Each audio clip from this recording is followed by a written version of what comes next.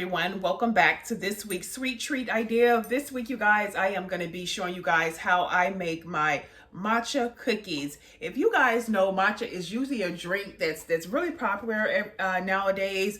It's sort of green. It's a greenish drink. There's different brands of matcha.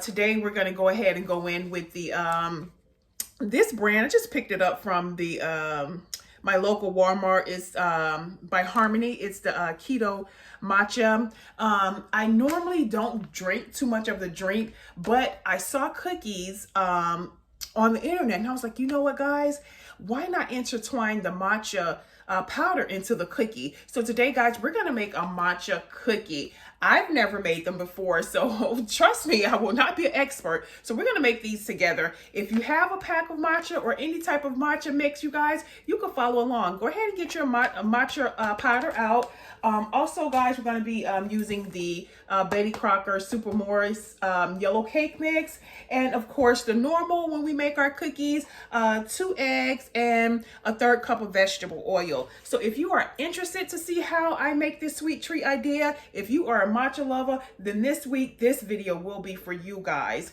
If you are new here, I am AlphaDior, guys. I make sweet treats for you and your family, you and your friends to enjoy.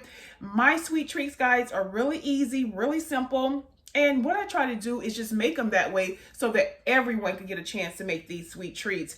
So over here, you won't find a lot of the homemade baking because, I mean, I do it sometimes. If you guys scroll down the channel, you may see some homemade pound cakes.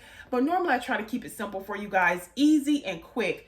That's what we do over here. So without further ado, I'm not going to talk anymore. We're going to go ahead and we're going to jump into how I prepare these cookies. Let's go.